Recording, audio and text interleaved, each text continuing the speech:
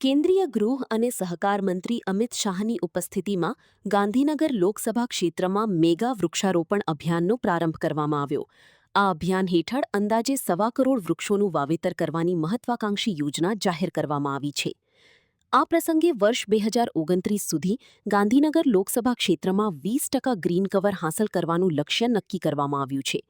પર્યાવરણ સંરક્ષણ અને હરિયાળા વિકાસને પ્રોત્સાહન આપવા માટે સરકાર દ્વારા જનભાગીદારી પર વિશેષ ભાર મૂકવામાં આવ્યો છે.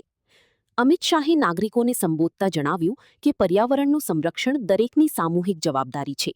તેમણે દરેક ઘર પર સોલાર રૂફટોપ સ્થાપિત કરવા અને દરેક ખૂણે ઓછામાં ઓછું એક વૃક્ષ વાવવાનું આહ્વાન કર્યું. તેમણે જણાવ્યું કે ગ્રીન એનર્જી અને ગ્રીન કવર બંને ક્ષેત્રોમાં જનસહભાગિતા વધારવાથી પર્યાવરણનું સંતુલન જળવાશે, પ્રદૂષણમાં ઘટાડો થશે અને આવનારી પેઢીને વધુ સ્વચ્છ અને હરિયાળું ભારત મળશે. આ અભિયાનને રાજ્યમાં પર્યાવરણ સંરક્ષણ અને ટકાઉ વિકાસ તરફના મહત્વપૂર્ણ પગલાં તરીકે જોવામાં આવી રહ્યું છે. અમદાવાદ શહેર અને ગાંધીનગર લોકસભા ક્ષેત્રના સૌ નાગરિકોને બે અપીલ કરવા માંગુ છું.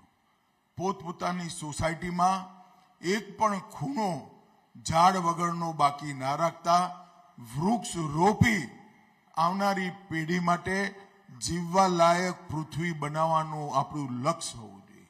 અને બીજું, એક પણ ઘર એવું ના હોય જેની પર રૂફટોપ સોલાર બિછાઈ ના હોય અને પોતાના ઘરથી ઘરના ઉપયોગની વીજળી કાર્બન ડાયોક્સાઇડ ઉત્પન્ન કર્યા વગર બનાવવાની અને વીજળી શોષી ગરમી શોષી આપણું તાપમાન ઓછું કરવાનું.